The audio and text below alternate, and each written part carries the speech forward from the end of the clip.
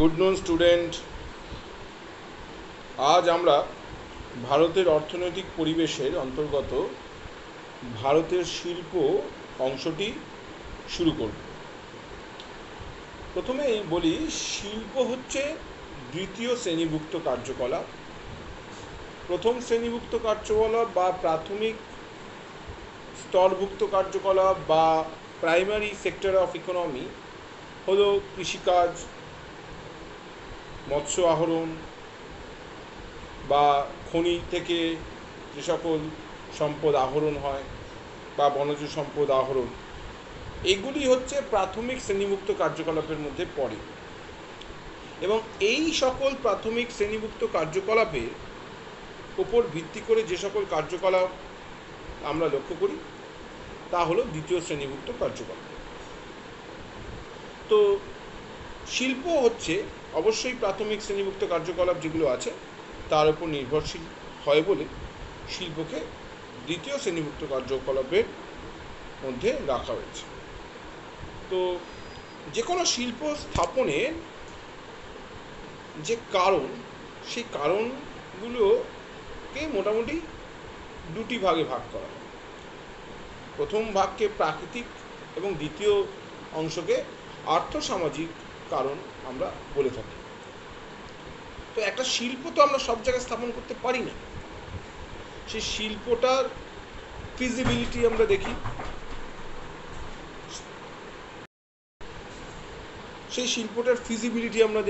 Feasibility বলতে কি, সেই কোনো একটি শিল্প একটি জায়গায় যদি আমি একটা ব্যয় স্থাপন করি, আদৌ সেই শিল্পটা সেই ব্যয়কে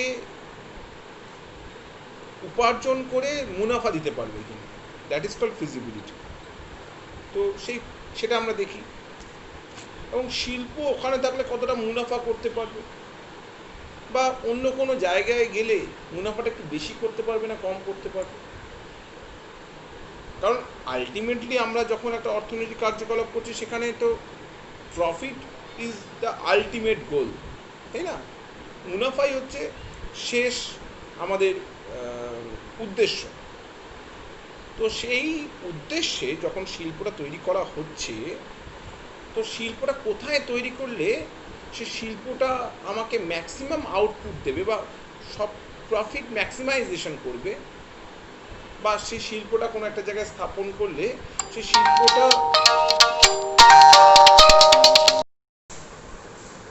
তাহলে কোনো শিল্পের যেই ফিজিবিলিটি বা শিল্পটা কোথায় স্থাপিত হবে, সে কতটা প্রফিট ম্যাক্সিমাইজ করতে পারবে, বা সে কতটা লিস্ট কস্ট বা ন্যূনতম ব্যয় তৈরি হতে পারবে, এই সকল কারণগুলোর ওপর ভিত্তি করে, এই সকল উদ্দেশ্যগুলোর উপর ভিত্তি করে তার যে লোকেশনাল ফ্যাক্টর বা সে কোথায় স্থাপিত হবে এবং তার কাঁচামালটা কী প্রকারের হবে, তার যে যোগাযোগ ব্যবস্থাটা কেমন হবে, এই সকল ব্যাপারগুলোর উপর ভিত্তি করে শিল্প স্থাপনের যে প্রভাবকগুলো কে আমরা মাপি। তো শিল্প স্থাপনের যে প্রভাবকগুলোর প্রথম প্রভাবক হচ্ছে, আমি যদি প্রাকৃতিক কারণগুলোর মধ্যে দেখি, তাহলে হচ্ছে কাঁচামাল। শিল্প স্থাপনের প্রধান গুরুত্বপূর্ণ উপাদান হচ্ছে কাঁচামাল। কাঁচামাল মূলত দু প্রকারের হয়। একটা হচ্ছে বিশুদ্ধ কাঁচামাল, যেই কাঁচামালটা মূলত তার যে কাঁচামাল এবং উৎপাদিত পণ্যের ওজনের মধ্যে কোনো পার্থক্য থাকবে না, সেই কাঁচামালটাকে বলা হয় হচ্ছে বিশুদ্ধ কাঁচামাল। যেমন তুলো একটি বিশুদ্ধ কাঁচামাল, পাট, রেশম, পশম, এই সমস্ত কাঁচামালগুলোই হচ্ছে বিশুদ্ধ কাঁচামাল। এই সকল কাঁচামালগুলোর উপর ভিত্তি করে যে কোনো শিল্প যখন গড়ে ওঠে, সেই শিল্পগুলো কোনো নির্দিষ্ট স্থানে গড়ে ওঠে না, সেটা সকল স্থানেই গড়ে উঠতে পারে। এই কারণেই এই সকল শিল্পগুলোকে বলা হয় অস্থাণু শিল্প বা শিকড় আলগা শিল্প বা ফুটলুজ ইন্ডাস্ট্রি। অর্থাৎ যেই শিল্পের অবস্থানগত প্রভাবক এর অবস্থানের ওপর, যে শিল্পের অবস্থানের ওপরে তা কোনো প্রকারের কাঁচামালের প্রভাব নেই। কোনো শিল্পের অবস্থানের ওপরে যখন কাঁচামালের কোনো প্রভাব থাকে না, সেই ধরনের শিল্পকে শিকড় আলগা শিল্প বা ফুটলুজ ইন্ডাস্ট্রি বলা হয়ে থাকে। যেমন পাট শিল্প, বস্ত্র শিল্প বা কটন ইন্ডাস্ট্রি, এগুলো হচ্ছে সমস্তই শিকড় আলগা শিল্পের মধ্যে পড়ে। আবার যেমন অবিশুদ্ধ কাঁচামাল যেটা আমরা পাই, সেই সকল অবিশুদ্ধ কাঁচামালের যে শিল্পগুলো, সেগুলো কিন্তু মূলত যা কাঁচামালের ওজন থাকে, সেই কাঁচামালের ওজনের থেকে যে তার যে শিল্প, যে প্রোডাক্ট মেটেরিয়াল বা ইন্ডাস্ট্রিয়াল প্রোডাক্ট, তার যেই ওয়েটটা অনেকটাই কম হয়, ফলে ওয়েটটা অনেকটাই কমে যায়। এই ধরনের অবিশুদ্ধ বা ওয়েট লুজিং র মেটেরিয়াল যেটাকে আমরা বলি, যেটাকে মূলত একটা ইন্ডিকেটর আছে যেটাকে বলা হয় পণ্য সূচক বা মেটেরিয়াল ইন্ডেক্স বা MI. What is MI? MI হচ্ছে কাঁচামালের ওজন এবং উৎপাদিত পণ্যের ওজনের অনুপাতকে বলা হয় এমআই। তো এই এমআই যদি একের বেশি হয়, সেই কাঁচামালকে বলা হয় হচ্ছে অবিশুদ্ধ কাঁচামাল। কারণ উৎপাদিত পণ্যের ওজনটা কম, কাঁচামালের ওজন বেশি, সেক্ষেত্রে এমআই বা মেটেরিয়াল ইন্ডেক্সের ভ্যালু হবে একের থেকে বেশি। তো একের থেকে যে সকল বেশি কাঁচামাল, যা পণ্য সূচক যে সকল শিল্পের, সেই সকল শিল্পের কাঁচামালগুলো হচ্ছে অবিশুদ্ধ কাঁচামাল। আর এই অবিশুদ্ধ কাঁচামালগুলো ওপর ভিত্তি করে যে সকল শিল্পগুলো হয়, সেই শিল্পগুলো মূলত কাঁচামাল বা কাঁচামাল উৎপাদক কেন্দ্রের কাছাকাছি করে ওঠে। কারণ এখানে সেই কাঁচামালগুলোকে এক স্থান থেকে অন্য স্থানে নিয়ে যাওয়ার একটা পরিবহন ব্যয় লাগে। সেই পরিবহন ব্যয়টা যত কমানো যায়, তত কিন্তু শিল্পের মুনাফাটা তত বেশি হয়। ফলে অবিশুদ্ধ কাঁচামাল ভিত্তিক যে সকল শিল্পগুলো আছে, সেই শিল্পগুলো কিন্তু আমরা কাঁচামাল উৎপাদক কেন্দ্রের কাছাকাছি দেখতে পাই। তাহলে প্রাকৃতিক কারণের মধ্যে প্রধান উপাদান হচ্ছে কাঁচামাল। এই কাঁচামালকে দুটো ভাগে ভাগ করা যায়। একটাকে বলা হয় হচ্ছে বিশুদ্ধ কাঁচামাল, আর একটাকে বলা হয় হচ্ছে অবিশুদ্ধ কাঁচামাল বা ওয়েট লুজিং র মেটেরিয়াল। এই ওয়েট লুজিং র মেটেরিয়াল কিন্তু মূলত আমরা পাই হচ্ছে, এই সকল শিল্পগুলো আমরা পাই কিন্তু কাঁচামাল উৎপাদক কেন্দ্র। তাহলে প্রাকৃতিক কারণের প্রথম পয়েন্টটা আমরা আশা করি বুঝলাম। এবার আসছে হচ্ছে জলসম্পদ। যে কোনো শিল্পের অন্যতম উপাদান হচ্ছে জলসম্পদ।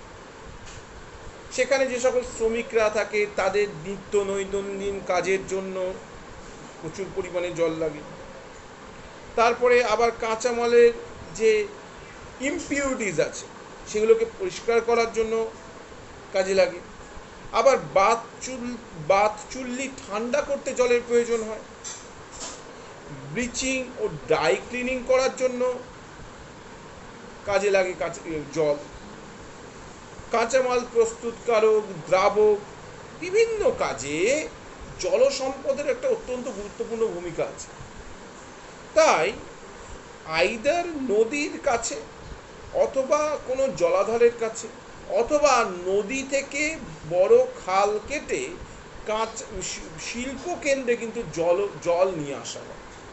আমরা যেমন দুর্গাপুর শিল্পাঞ্চলে আমরা দেখি যে দামোদরের লেফট ব্যাঙ্ক মেন ক্যানেল দুর্গাপুর শিল্পাঞ্চলের মধ্যে দিয়ে চলে গেছে, এবং সেই ক্যানেলের জল কিন্তু দুর্গাপুর শিল্পাঞ্চল ব্যবহার করছে। তাহলে দামোদর নদীর জল ডিবিসি লেফট ব্যাঙ্ক মেন ক্যানেলের মাধ্যমে দুর্গাপুর শিল্পাঞ্চলের মধ্যে দিয়ে প্রবাহিত হওয়ার মাধ্যমে দুর্গাপুর শিল্পাঞ্চলকে ওই ডিবিসি লেফট ব্যাঙ্ক মেন ক্যানেলের জলটা ওখান থেকে দেওয়া হচ্ছে দুর্গাপুর শিল্পাঞ্চলে।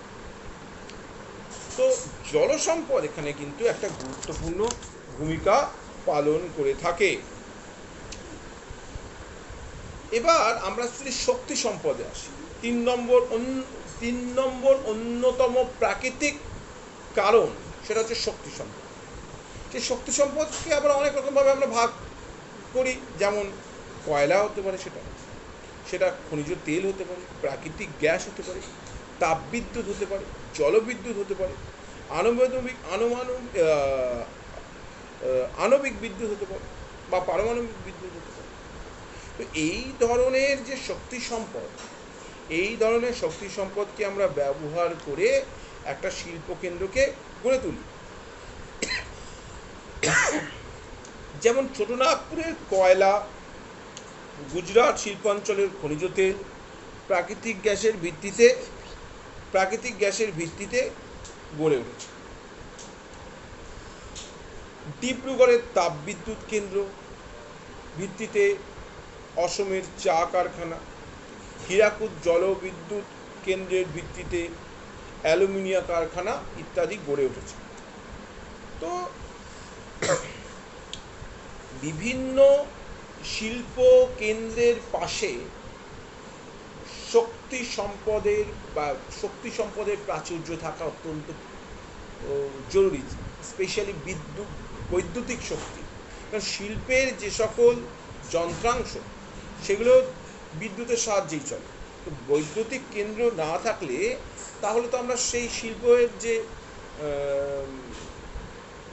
মেশিনারিগুলোকে আমরা চালাতে পারবো না। আবার সেই বিদ্যুৎ সংযোগ থাকলেও এবং সেখানে নিরবিচ্ছিন্ন বিদ্যুৎ কিন্তু সংযোগ থাকতে হবে। নিরবিচ্ছিন্ন বিদ্যুৎ সংযোগ যদি না থাকে তাহলে কিন্তু শিল্পের মুনাফা হবে না। কারণ আমি যখন শিল্পে আমি 1000 শ্রমিককে আমি মাইনে দিচ্ছি প্রত্যেক দিন, তো তখন সেই ওয়ার্কিং আওয়ারে যদি বিদ্যুৎ না থাকে তাহলে তো সেই লোকগুলো বসে থাকবে, কিন্তু তার তো আমাদের স্যালারি তো কোম্পানিকে দিতেই হবে। তো ফলে বিদ্যুৎ সংযোগ থাকলেই হবে না, নিরবিচ্ছিন্ন বিদ্যুৎ কিন্তু যখন উৎপাদনের সময় কিন্তু কারখানায় পৌঁছে দিতে হবে। 4 হচ্ছে জলবায়ু। অবশ্যই বিভিন্ন জলবায়ুতে বিভিন্ন ধরনের শিল্প কিন্তু ভালোভাবে গড়ে ওঠে। যেমন নাতিশীতোষ্ণ জলবায়ুতে ফল ও সবজি প্রক্রিয়াকরণ শিল্প, উষ্ণ জলবায়ুতে এয়ার কন্ডিশনার, রেফ্রিজারেটর শিল্প। আমরা প্রত্যেকের বাড়িতেই এখন অলমোস্ট প্রত্যেকের বাড়িতেই একটা করে এসি আর একটা করে ফ্রিজ তো আছেই। এখন যত দিন যাচ্ছে তখন টেম্পারেচার বাড়ছে, তো মানুষ একটু তার নিজের প্রয়োজনেই একটা এখন অত্যাবশ্যকীয় পণ্য হয়ে গেছে হচ্ছে এসি এবং ফ্রিজ। কারণ আমার বাড়িতে যে সবজিগুলো আছে সেই সবজিগুলো যদি ফ্রিজে আমি না রাখি সেগুলো হয়তো নষ্ট হয়ে যাবে। প্রত্যেক দিন আমরা আমাদের সময়ের অভাবে আমরা হয়তো বাজার থেকে সবজি কিনে আনতে পারছি না। আমরা যে ডেয়ারি ফুড বা মাছ, মাংস, দুধ, ডিম এগুলো প্রত্যেকদিন কিনে আনতে পারছি, সেগুলোকে আমাদের ফ্রিজে স্টোর করে রাখতে হচ্ছে। তো এই ধরনের শিল্পগুলো কিন্তু মূলত যে সকল শীত প্রধান দেশে কিন্তু এই শিল্পগুলো এত বেশিভাবে গড়ে ওঠেনি যতটা না গ্রীষ্ম প্রধান অঞ্চলে গড়ে ওঠে। মানে জলবায়ু কিন্তু সেখানে কোন ধরনের শিল্প গড়ে উঠবে সেটা কিন্তু বলে দেয়। আর তারপরে আর্দ্র জলবায়ুতে সুতি বস্ত্র শিল্প, সেখানে আমাদের জামা কাপড় তাড়াতাড়ি শুকাতে হবে, তো সুতি বস্ত্র পরে মানুষের তাড়াতাড়ি ওটা শুকিয়ে যায়, ধুয়ে ওটা শুকিয়ে যায়। আবার শুষ্ক জলবায়ুতে ময়দা শিল্প, আমরা জানি ইউক্রেনে সেখানে প্রচুর bread basket of the world বলা হয়, রুটির ঝুড়ি। তো সেই ইউক্রেন, সেখানে আমরা প্রচুর গম উৎপাদন হয়, ফলে ময়দা শিল্প গড়ে উঠেছে। তো জলবায়ু ভিত্তিতে কিন্তু শিল্পের কনসেন্ট্রেশন আমরা দেখতে পাচ্ছি, এবং সেই জলবায়ু বলে দেয় কোথায় কোন শিল্প গড়ে উঠবে। আবার জলবায়ু কিন্তু শিল্পে যে সকল শ্রমিকরা কাজ করে তাদের কিন্তু চরিত্র নির্ধারণ করবে। এক অনেক দেশ আছে যেখানে জলবায়ুটা অত্যন্ত মনোরম, সেখানে কিন্তু কোনো শিল্পের ওয়ার্কিং আওয়ার কিন্তু অনেক বেশি, অনেক বেশি ওয়ার্কিং আওয়ার। কারণ সেখানে দীর্ঘক্ষণ ধরে শ্রমিকরা কাজ করলেও তারা টায়ার্ড হয়ে পড়ে। আবার যে সকল জলবায়ুতে একটু কাজ করলেই মানুষ টায়ার্ড হয়ে যায়, সে সকল জলবায়ুতে কিন্তু বেশিক্ষণ শ্রম আওয়ার বা সময় থাকে না। তো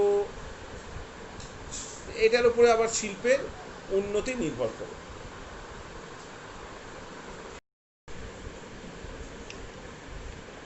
এবার শিল্প স্থাপনের যে অর্থনৈতিক কারণগুলো, তার মধ্যে অন্যতম হচ্ছে পরিবহন। আমরা জানি সিঙ্গুরে একটা ন্যানো গাড়ির কারখানা হওয়ার কথা ছিল।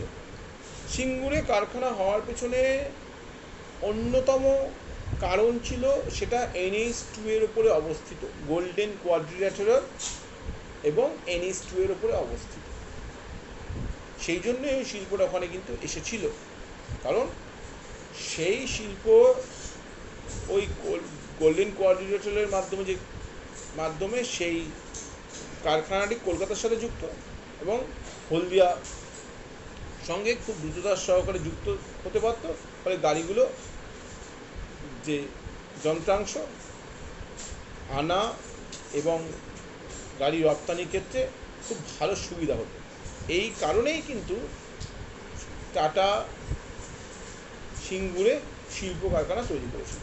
ফলে শিল্প তৈরি করার পেছনে অন্যতম গুরুত্বপূর্ণ প্রভাব হচ্ছে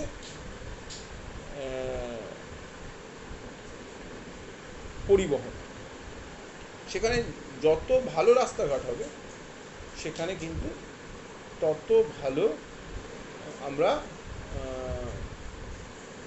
সেই শিল্পকে ওখানে আমরা বিকশিত হতে দেখব। দ্বিতীয় হচ্ছে শ্রমিক।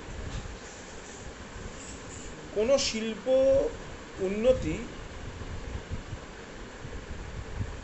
স্কিল্ড এবং আনস্কিল্ড এই দু প্রকারের শ্রমিকের উপর নির্ভর করে। স্কিল্ড লেবারের শ্রম মান বেশি হয়, ফলে তাকে বেশি পারিশ্রমিক দিতে হয়। আনস্কিল্ড লেবারের শ্রম মান কম হয়।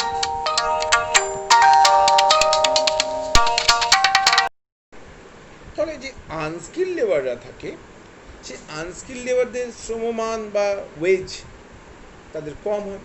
ফলে সেই ধরনের আনস্কিল্ড লেবারদের আমি যদি কম শ্রমে আমি যদি ব্যবহার করতে পারি আমার শিল্পে, তাহলে কিন্তু শিল্পের মুনাফা বেশি হয়। ফলে শিল্প একদিকে যেমন কাঁচামাল উৎপাদক, মানে কাঁচামালের ওপর ভিত্তি করে গড়ে ওঠে, যে কোথায় হবে, যে যেমন বিশুদ্ধ বা অবিশুদ্ধ, ঠিক সেই রকমই কোথায় কম মজুরি লেবার পাওয়া যায়, কম মজুরি লেবার পাওয়া যায় বা শ্রমিক পাওয়া যায়, সেইটার উপরও ভিত্তি করে শিল্প গড়ে ওঠে। কারণ শিল্পের অন্যতম যেটা পুঁজি, সেটা কিন্তু শ্রমিকদের মজুরি দিতে কাজে লেগে যায়। ফলে আমি যদি প্রত্যেক শ্রমের পেছনে সামান্য কম মজুরি দিতে পারি, তাহলে আমার কাছে তো শ্রমিক অনেক কাজ করছে। তো সেক্ষেত্রে কিন্তু সেই যে টাকার অঙ্কটা সেটা অনেক বেশি হয়। ফলে শ্রমিকরা কোথায় অবস্থান করছে, কম মজুরির স্কিল্ড বা আনস্কিল্ড লেবাররা কোথায় অবস্থান করছে, তার উপরে নির্ভর করছে শিল্পটার উন্নতি। যেমন ভারতের ক্ষেত্রে প্রচুর স্কিল লেবার বা শ্রমিক, যেটাকে এমপ্লয়মেন্ট বলে আমরা যেমন ধর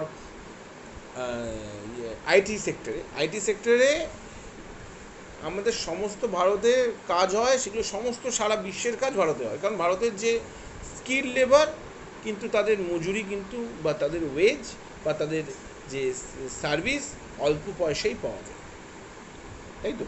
তো সেই জন্য আউটসোর্সিং করে, BPO বা বিজনেস প্রসেস আউটসোর্সিং করে USA তে বল, ইউকে বল, রাশিয়া বল, বিভিন্ন দেশের যে কাজগুলো আমাদের ভারতের এখানে আইটি সেক্টর করছে, করে সেগুলো জাস্ট থ্রু ইন্টারনেট হোয়াটসঅ্যাপের মাধ্যমে করছে।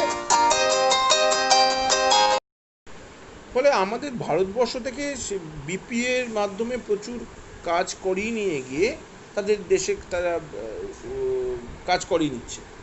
তো আমরা দেখতেই পাচ্ছি। তো কারণ ভারতের ফলে ভারতের এই আইটি সেক্টরটা কিন্তু খুব ভালোভাবে ডেভেলপ করে গেছে। তার কারণ হচ্ছে ভারতের প্রথম কথা স্কিল লেবার, এবং সেই লেবারের যে জন্য যা খরচা হচ্ছে সেটা অন্যান্য দেশের থেকে অনেক কম হবে। তো এইটাই হচ্ছে যে যেখানে শ্রমিক যত কম ব্যয় পাওয়া যাবে সেইখানে শিল্পটা তত বেশি কিন্তু দ্রুত উন্নতির দিকে যাবে। মানে এরকম শুনেছিলাম যে অলমোস্ট 5 টাইমস আমাদের ইন্ডিয়াতে যে কোনো কাজ করাতে গেলে যে পরিমাণে একটা শ্রমিককে দিতে হয়, ইউএসএ বা ইউকেতে 5 to 10 টাইমস তাদের নিজেদের দেশে গেলে কাজটা করে নিতে হয়। ফলে সমস্ত কাজ ওই জন্য সেখান থেকে বিপিও মাধ্যমে আমাদের এখানে কিন্তু বিজনেস প্রসেস আউটসোর্সিং যে প্রসেস, তার মাধ্যমে আমাদের ইন্ডিয়া, যা আমাদের কলকাতার আইটি সেক্টর আছে, ব্যাঙ্গালুরুর আইটি সেক্টর আছে, সেখান থেকে দিয়ে করিয়ে তারা কিন্তু আবার সেখানে নিয়ে চলে যাচ্ছে। তারা গেল শ্রমিক। এবারে বাজার, যে শিল্পটা উৎপাদন, শিল্পের যে প্রোডাক্টটা তৈরি হচ্ছে, তার কিন্তু একটা যে কোনো প্রোডাক্ট তৈরি করলেই হবে না, তার একটা বাজার থাকতে হবে, তাই না? সেকে যদি বিক্রি না হয় সে পণ্যটি, তাহলে তো তার আলটিমেটলি শিল্পের কোনো লাভ হলো না। ফলে তার গুণমান বজায় রেখে শিল্পের যে প্রোডাক্টটা তৈরি করতে হবে, এবং সেটা বাজারে দ্রুত নিয়ে যেতে হবে। আবার কিছু প্রোডাক্ট আছে যেগুলো কিন্তু দ্রুত নষ্ট হয়ে যায়, এবং খাদ্য প্রক্রিয়াকরণ শিল্পের মাধ্যমে যে সকল প্রোডাক্টগুলো হয় সেগুলো কিন্তু দ্রুত নষ্ট হয়ে যায়। ফলে সেগুলোর গুণমান বজায় রেখে সেগুলোকে কিন্তু বাজারজাত করতে হবে, এবং তার জন্য যত দ্রুত পরিবহন ব্যবস্থা লাগবে, সেই রকমই আমাদের কিন্তু ভালো কোয়ালিটির যে প্রিজারভেটিভও লাগবে। তো বাজারজাত করার জন্য যেই ব্যবস্থাপনা দরকার, সেগুলো কিন্তু যে কোনো শিল্পকে করতে হবে। এবার আসছে হচ্ছে মূলধন। মূলধন হচ্ছে শিল্পের অন্যতম একটা গুরুত্বপূর্ণ প্রভাবক শিল্পটা তৈরি হওয়ার পেছনে। যেমন জমি ক্রয়, কারখানা নির্মাণ, যন্ত্রপাতি স্থাপন, বিপুল পরিমাণ মূলধন, কাঁচামাল, শক্তি, জল সরবরাহ, মজুরি প্রদানের জন্য প্রচুর মূলধন দরকার হয়। এই মূলধনটাই আমরা সবসময় চাই আমাদের ভারতবর্ষে যেন কেউ এসে শিল্প স্থাপন করুক।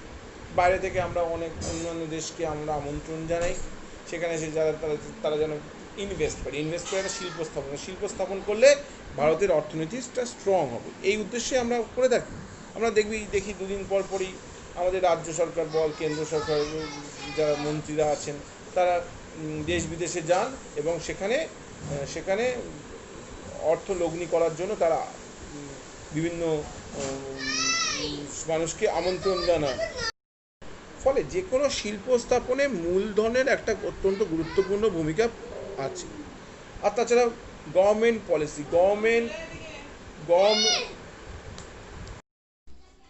সরকারি নীতিও একই রকমভাবে অত্যন্ত গুরুত্বপূর্ণ। কারণ সরকার বিভিন্ন শিল্পকে উৎসাহ দেওয়ার জন্য অনেক সময় কর ছাড় দেয়, স্পেশাল ইকোনমিক জোন বা এসইজেড তৈরি করে। তো এইগুলো তৈরি করার মাধ্যমে সরকার বিভিন্ন ধরনের শিল্পকে উৎসাহ প্রদান করে তাদের রাজ্যে বা দেশে আসার জন্য। তো যে কোনো শিল্প স্থাপনের জন্য সরকারি নীতি অত্যন্ত গুরুত্বপূর্ণ।